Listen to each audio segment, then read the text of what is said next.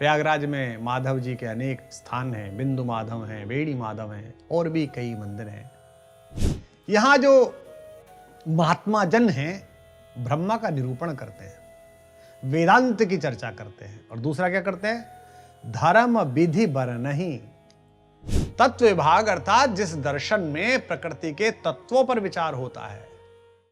पूजे ही माधव पद जल जाता, परसी अखय बटु हर्षहि गाता।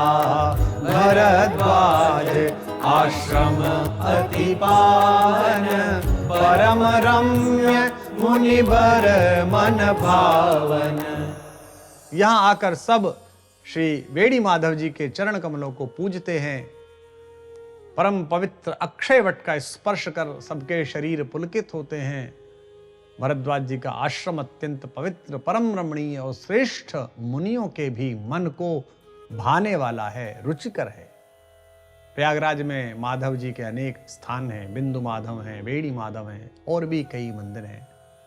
गोस्वामी जी कहते हैं कि प्रयाग की त्रिवेणी में स्नान करने वाले और माधव जी के चरण कमलों की पूजा करने वाले यहां पर इकट्ठे होते हैं। पूजे ही माधव पद जल जाता, पद चरण कमल।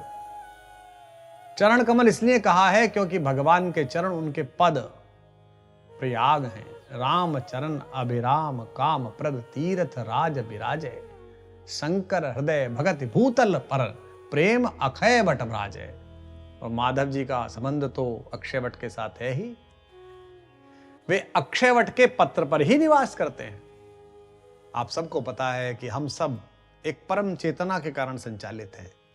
एक ईश्वरीय चेतना हम में प्रवाहित है। जिस दिन वो चेतना शरीर छोड़ देती है उस दिन शरीर नष्ट हो जाता है, मृत हो जाता है, आदमी का कोई अस्तित्व नहीं होता।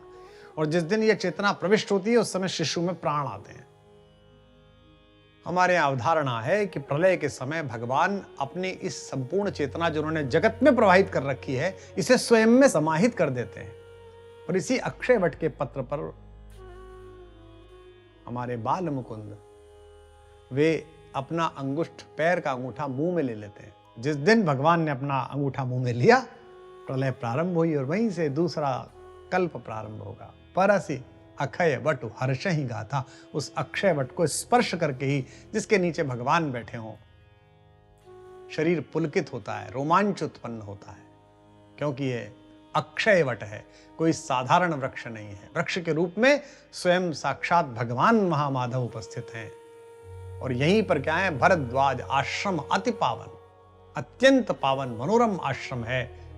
ये बड़ा रमणीय है। और रम्य कितना है, ये परम रम्य मुनिवर मन भावन। मुनियों को तो कुछ भाता नहीं है, लेकिन श्रेष्ठ मुनियों के मन को यह भाता है।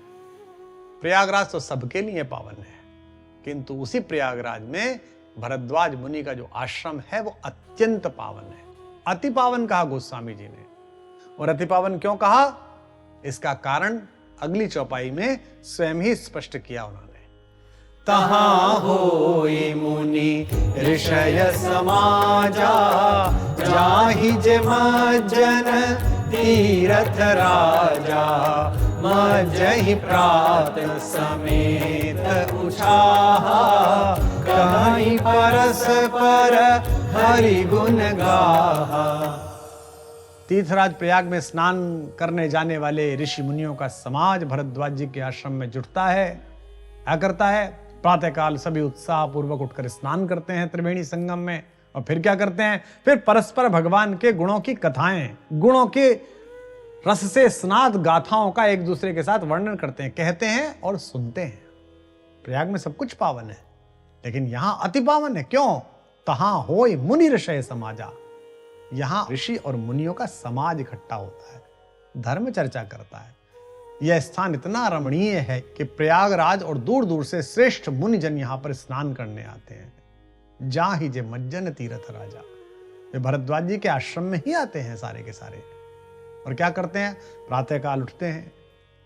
माघ में प्रातःकाल स्नान की बड़ी महिमा है। ऋषि मुनि बहुत उत्साह के साथ उठते हैं सुबह सुबह और त्रिवेणी में स्नान करते हैं। और उसके उपरांत आश्रम में एक दूसरे से भगवान की यश कथा कहते हैं और सुनते हैं। कथा तो ऐसे होती है कि कोई एक कहे और सब सुने, लेकिन यहां कौन है? यहां तो अनेक अनेक गंतव्यों से आए हुए ऋषि और मुनि हैं। इसलिए सबकी इच्छा होती है कि सबकी वाणी सुनने को मिले। अतएव सब अपनी अपनी बुद्धि के अनुसार, अपने अपने मन के अनुसार श्री रामचंद्र जी का गुणानुवाद करते हैं और सब एक दूसरे की सुनते हैं और एक दूसरे को सुनाते हैं। और क्या गुणानुवाद करते हैं, कैसा वर्णन करते हैं? ब्रह्म निरूपण धर्म विधि बर नहीं तत्व विभाग, कहीं भगति भगवंत के संयुत ज्ञान विराग। ये सब यहां ब्रह्म का निरूपण, धर्म के विधान और तत्वों के विभाग का वर्णन करते हैं। साथ ही ज्ञान वैराग्य से युक्त भगवान की भक्ति की कथा भी कहते हैं। यहां जो महात्मा जन हैं ब्रह्मा का निरूपण करते हैं, वेदांत की चर्चा करते हैं, और दूसरा क्या करते हैं? धर्म विधि बर नहीं, धर्म की विधियों की चर्चा करते हैं। धर्म क्या है? क्या कहा गया है? धरति विश्वम वा ध्रियते जनई सधर्म है, अर्थात जो विश्व को धारण करता है या जो विश्व द्वारा धारण किया जाता है वह धर्म है। 3 प्रकार का धर्म कहा जाता है। एक वेदोक्त, वेद द्वारा प्रतिपादित, दूसरा धर्मोक्त, धर्म और शास्त्रों में वर्णित, और तीसरा सत्पुरुषों, सत्स्त्रियों द्वारा आचरित।